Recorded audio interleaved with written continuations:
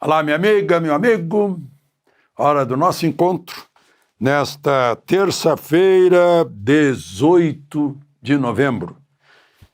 1837, no Império e na província do Rio Grande do Sul, era criada a Força Policial do Rio Grande do Sul. Está fazendo 188 anos. Aí veio a República e em 1892, se não me engano o nome passou a ser Brigada Militar. A tradição é tão grande, tão forte. Brigada foi usada na Guerra do Paraguai, revoluções, em todos os grandes eventos políticos nacionais que foram gerados lá no Rio Grande do Sul, e mesmo nacionais. A Brigada Militar teve um desempenho histórico. 188 anos. Quando foi mudado o nome, foram reestruturadas as forças policiais dos estados, a Força Pública de Minas Gerais, a Força Pública de São Paulo, mudou o nome para PM. Todo mundo virou PM, menos a Brigada Militar, porque era uma tradição tão forte, um QG histórico no centro de Porto Alegre. Eu tenho vínculos assim desde criancinha, quando em Estrela a gente era quase vizinho do destacamento da Brigada Militar, que servia também de prisão. E conhecia todos lá. Depois, no bairro Leblon, em Porto Alegre, fui vizinho do comandante da Brigada. Tenho colegas de faculdade da Brigada. Depois fui vizinho de soldado da Brigada no bairro Cristal. Hoje tenho grandes amigos na Brigada Militar, mas não é por uma questão pessoal, não. É pelo valor especial que tem a Brigada Militar, o seu compromisso com a segurança pública, né? O tipo de formação que ela tem hoje, a modernidade policial, a força policial, o caráter que é forjado nos integrantes da Brigada Militar. Por isso, essa minha homenagem hoje aqui pelos 188 anos da Força Policial da província e depois Brigada Militar na República até hoje. Lembre-se de se inscrever e, ao final, de deixar o gostei ou não gostei.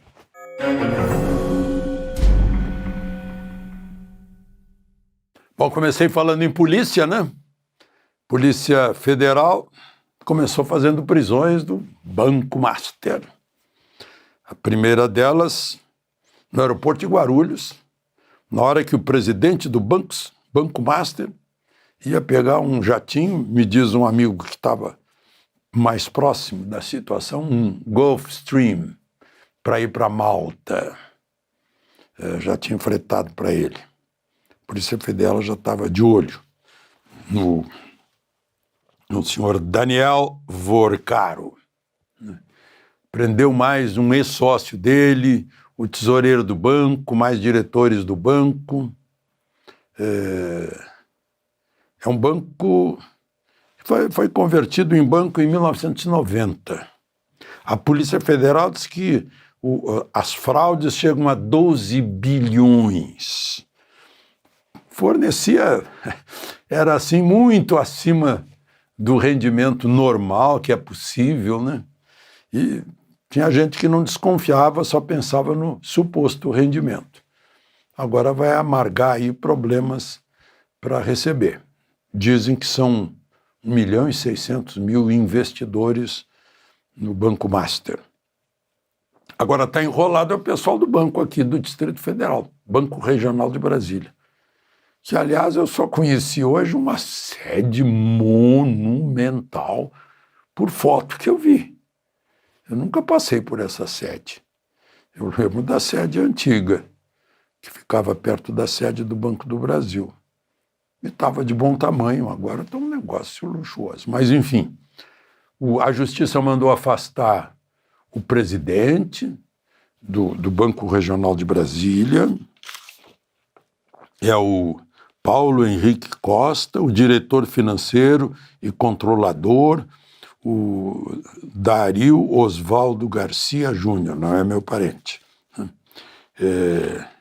Porque é uma coisa muito estranha a insistência do Banco Regional de Brasília de comprar o Banco Master. Foram lá para o CAD, conseguiram a aprovação do CAD, o Banco Central disse, não, mas nós vamos continuar insistindo. Comprar por 2 bilhões. E aí vem essa holding com capitais sauditas, oferecendo 3 bilhões na véspera, quando o Banco Central já estava decretando a liquidação do Banco Master, para garantir os credores. E, aliás, o Banco Central atua com muita... É discreto, mas é muito severo no controle do sistema financeiro brasileiro. E faz muito bem, porque é a responsabilidade dele. E agora que ele tem independência e autonomia, né, ele é responsável pelo crédito e pela moeda, que não percam o valor. E crédito é, sobretudo, confiança no sistema financeiro. Mas então foi o grande acontecimento do dia. Busca e apreensão, aqui em Brasília, óbvio, em São Paulo também, Minas Gerais também, ele morava em Minas Gerais, ficou marcante a festa de 15 anos que fez para a filha, super, né? E na Bahia também. Quer dizer, ia para Malta, é lá no meio do Mediterrâneo, um belo lugar.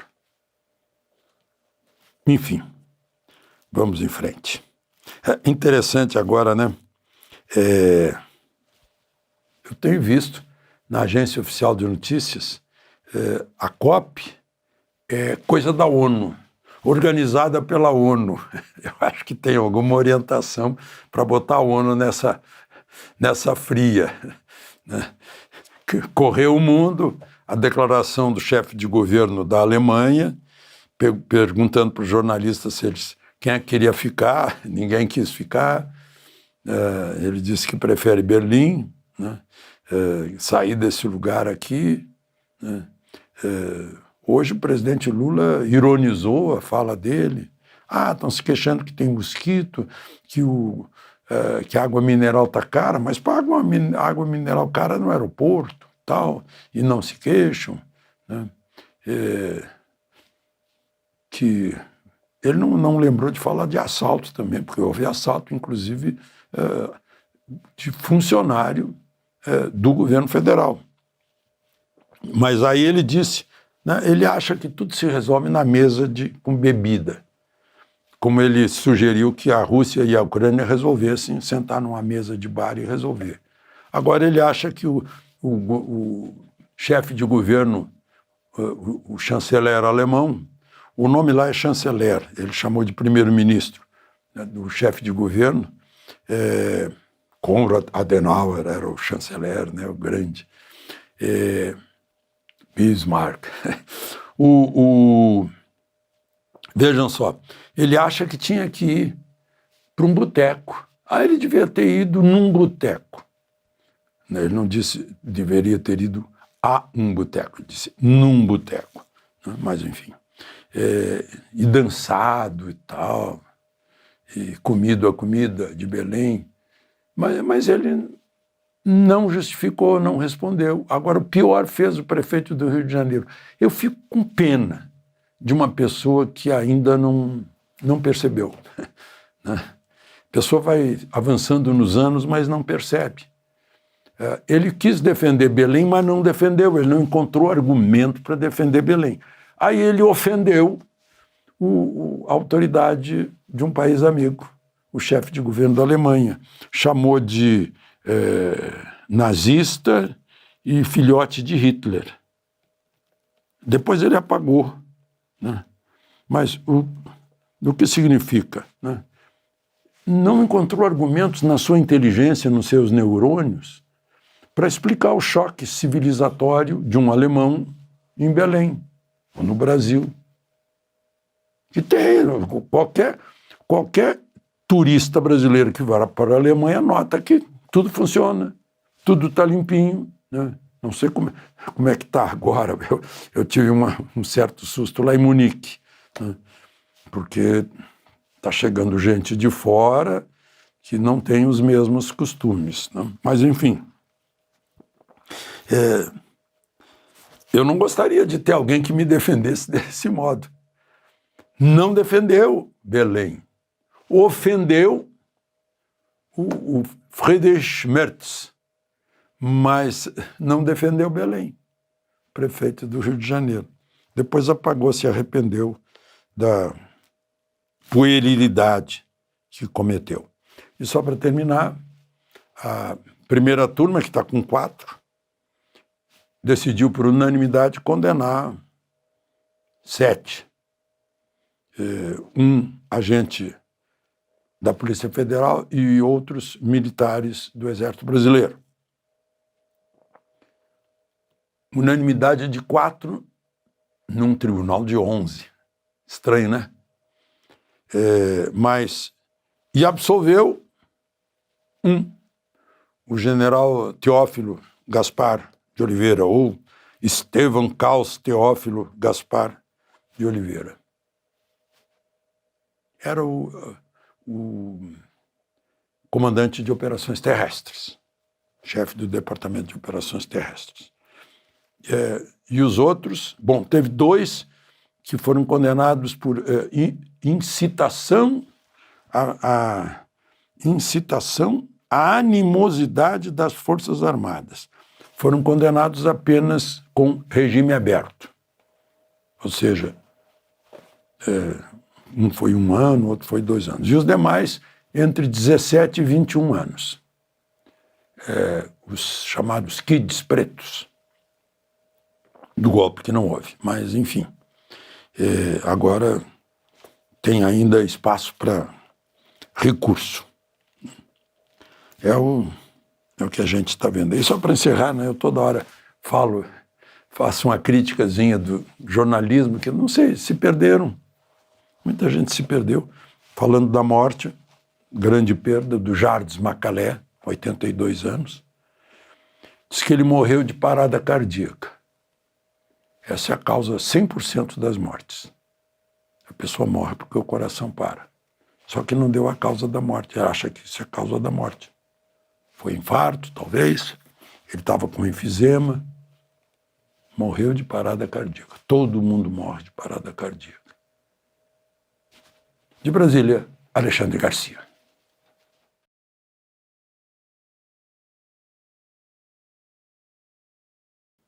Olá, minha amiga, meu amigo. Hora do nosso encontro nesta segunda-feira, 29 de setembro.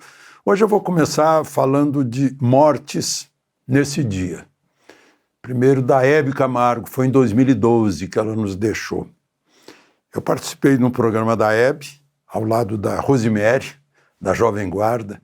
Eu estava na TV Manchete, acho que foi em 1986. Boas lembranças daquele programa. Bom, num 29 de setembro de 2018, morria a grande cantora Ângela Maria. Eu, menino de 15 anos, 14 anos, me reunia com os meus colegas para ouvirmos na Eletrola Ângela Maria. Uma voz maravilhosa, uma das maiores cantoras brasileiras. Em 1978 morria um papa que esteve no papado apenas 1 mês, João Paulo I. E eu ainda ouvi na Praça de São Pedro. Ele aparecendo na janela, abençoando todo mundo. Morreu logo depois, 29 de setembro de 1978. E em 1908 o Brasil perdia um dos maiores escritores da língua portuguesa, fundador da Academia Brasileira de Letras, que se chamou a Casa de Machado de Assis. Joaquim Maria Machado de Assis. Genial. Filho de um negro e uma portuguesa, nascido no Morro do Livramento, numa favela, e morreu no Cosme Velho, conhecido como gênio da literatura brasileira. Machado de Assis é a mostra de como no Brasil a pessoa pode subir lá da favela até o bairro do Cosme Velho, onde viveu Roberto Marinho, onde ali pertinho do Itamaraty da época, as melhores moradias eram lá. Machado de Assis, humilde, nunca teve faculdade, nem o ensino público ele terminou, um autodidata, né? Produziu memórias póstumas de Brás Cubas, Dom Casmurro, O Alienista, que mais? A memória, né? Quincas Borba, né? E hoje é considerado assim, na língua portuguesa atual, essa de Queiroz em Portugal e Machado de Assis aqui no Brasil. Ele é uma referência da língua portuguesa. E eu quero que vocês o encarem, estou sugerindo, que vocês o encarem como um modelo de conquistar o mundo com esforço próprio. Joaquim Maria de Machado de Assis, morreu com 69 anos. Morreu em casa no dia 29 de setembro de 1908. Ele foi enterrado no cemitério de São João Batista. O cortejo veio do centro do Rio de Janeiro a pé. Era como se comparou-se, né, como se Paris estivesse enterrando Alexandre Dumas, Alexandre Dumas, né, ou Victor Hugo. Depois, seus restos mortais foram para o mausoléu da Academia. Joaquim Maria de Machado de Assis, para saber a língua portuguesa, a gente tem que ler Machado de Assis. Lembre-se de se inscrever e, ao final, de deixar o gostei ou não gostei. Vamos, então, aos assuntos de hoje.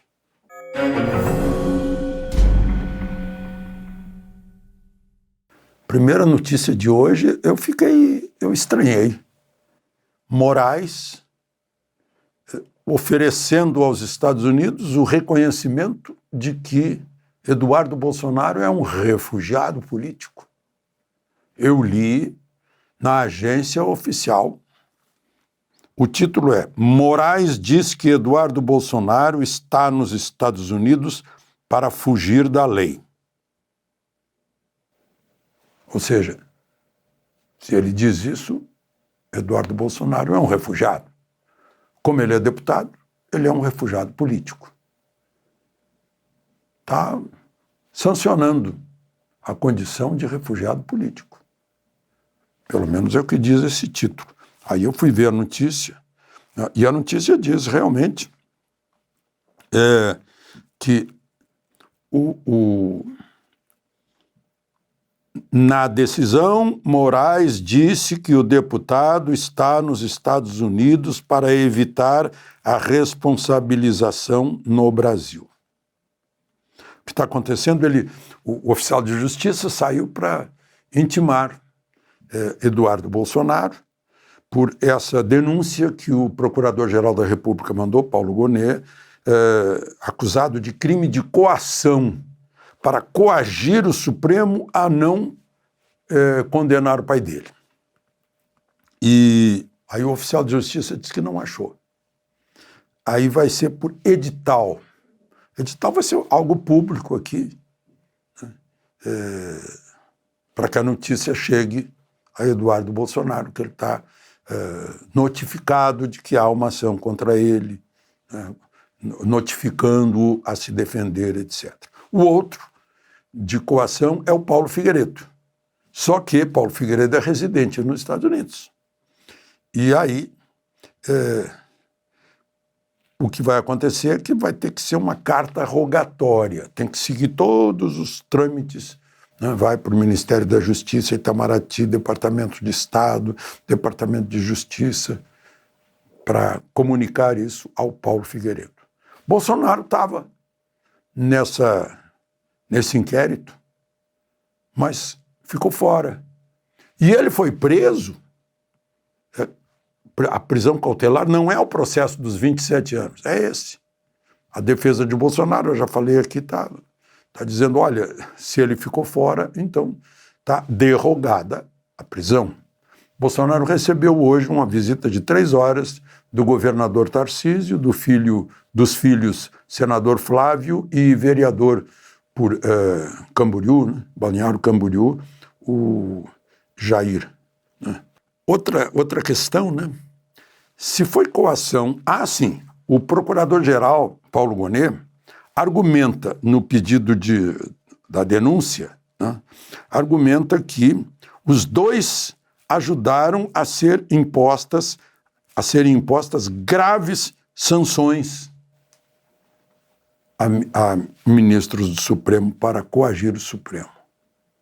Ora, quem recebeu a sanção grave foi o ministro Alexandre de Moraes, que é o relator. Eu não sei como é que o direito chama isso. Se o juiz é a vítima, como é que o juiz pode julgar o seu ofensor? Deve ter uma palavra dessa impossibilidade. Né? É impossível, é uma situação impossível.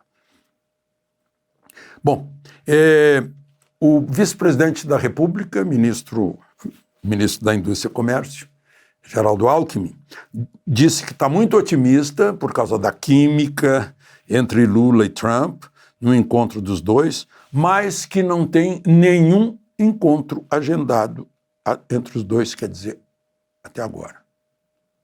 Ou seja, Trump disse que iria receber Lula nessa semana, e o governo brasileiro não se mexeu para cobrar, para marcar.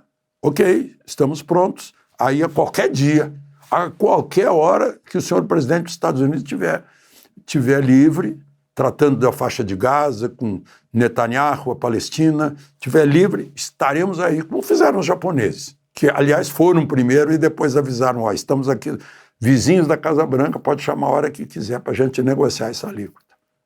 Mas acho que não fizeram nada. Eu não sei se não estão entendendo que o Estado brasileiro está a serviço da nação brasileira. A nação brasileira está pagando alíquota para exportar para os Estados Unidos. Inclusive, caíram as exportações por causa disso. A nação brasileira está pagando. É a mesma nação brasileira que paga impostos para sustentar o Palácio do Planalto, Itamaraty, o Estado brasileiro. E não se mexe para aproveitar essa oportunidade, eu não entendo. Acho que não estão entendendo também quais são as funções deles, que estão a serviço da nação. Ou não é democracia. Se a nação estiver a serviço do Estado, aí, sinto muito, aí não é democracia. Mas, enfim, vamos esperar. Porque, meus amigos, nesta semana a reação química ainda está quente. Né? Os dois elementos ainda estão em infusão. Meu Deus do céu. Aproveitem o calor dessa química. Bom, eu falei aí em sanções, né? O Petro, presidente esquerdista da Colômbia, acho que eu falei com você sobre isso, ele pegou um megafone e foi para as ruas de Nova York apelar que os soldados americanos não obedeçam às ordens de seus superiores. Eu disse assim, que maluquice é essa? Um presidente de uma nação estrangeira, nas ruas de Nova York, não foi lá na ONU, que é um órgão coletivo, digamos, neutro. Né? Não foi nem na Embaixada da Colômbia em Washington, não. Foi numa rua de Nova York, em público, megafone, não obedece. Uma incitação à indisciplina, à desordem, os soldados não cumprem. Isso é o básico, a disciplina. Eu disse, ele vai perder o visto. Claro que perdeu. Petro está sem visto. A ministra de Relações Exteriores dele, para ser solidária, disse, eu não quero mais o visto americano. Tudo bem. Agora ele deixou uma frase, meu Deus, que vergonha se eu fosse colombiano. Ele disse assim, não me importa perder o visto americano, eu tenho cidadania europeia. Cruzes. De Brasília, Alexandre Garcia.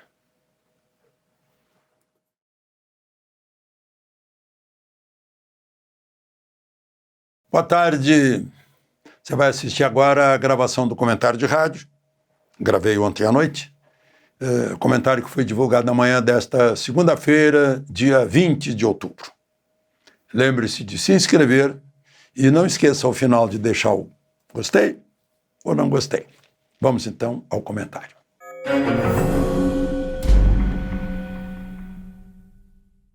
Bom dia.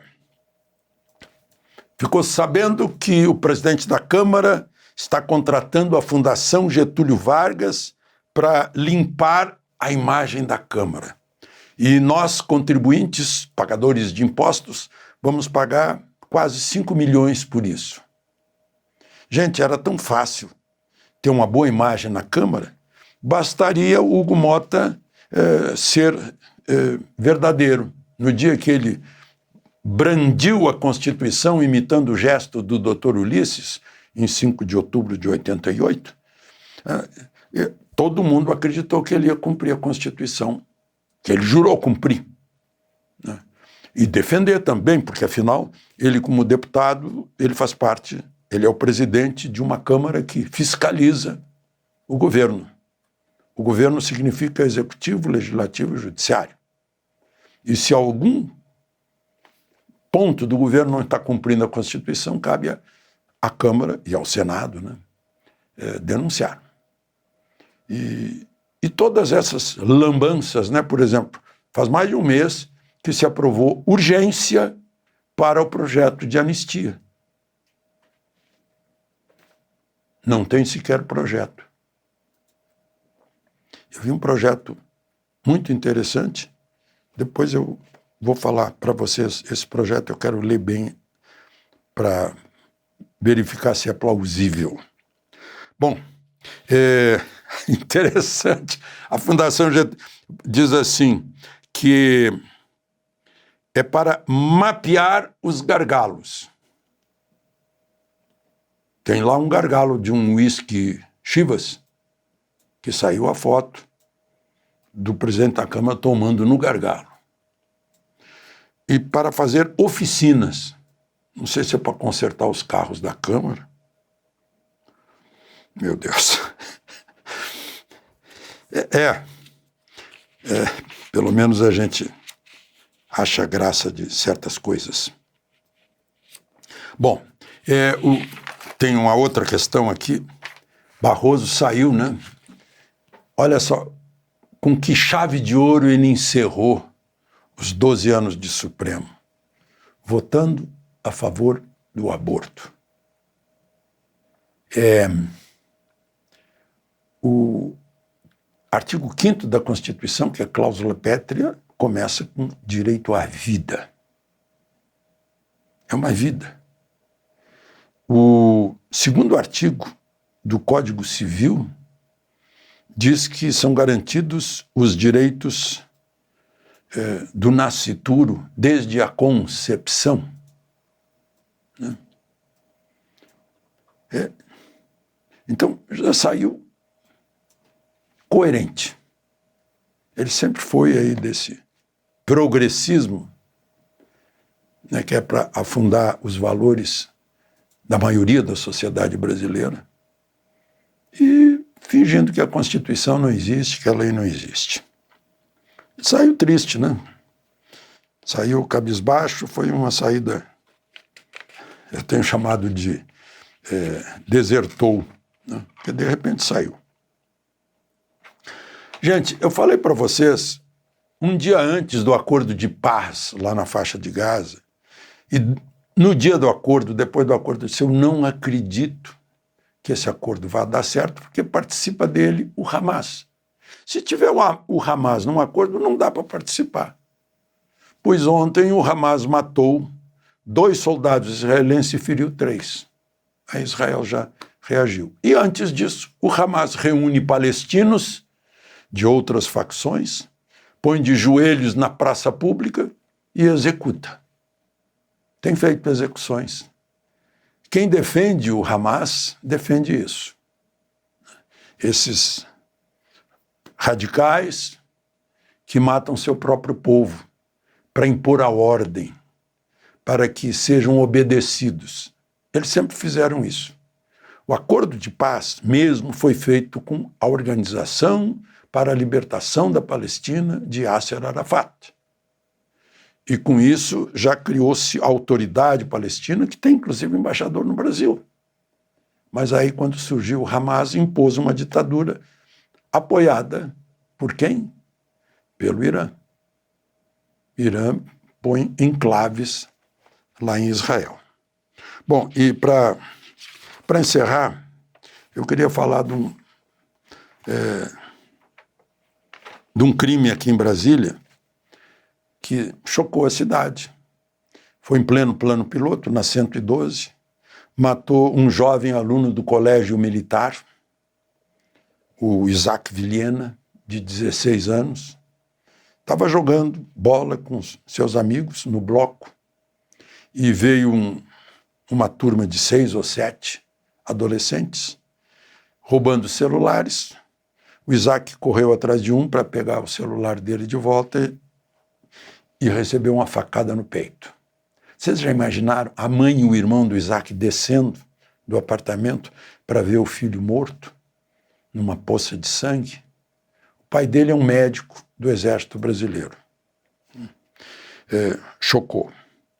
Um país sério, num país sério, menor que pratica um crime de adulto, é tratado como adulto, é julgado como adulto. Pois o crime que ele praticou é um crime de adulto. Aqui fizeram essas leis boazinhas que não deram certo. Faca. Foi com faca. Não sei se vão fazer campanha contra a faca, alguma coisa assim. Eu tenho dito aqui, a arma da mão é secundário. O que mata é o cérebro. Não é? De Brasília, Alexandre Garcia.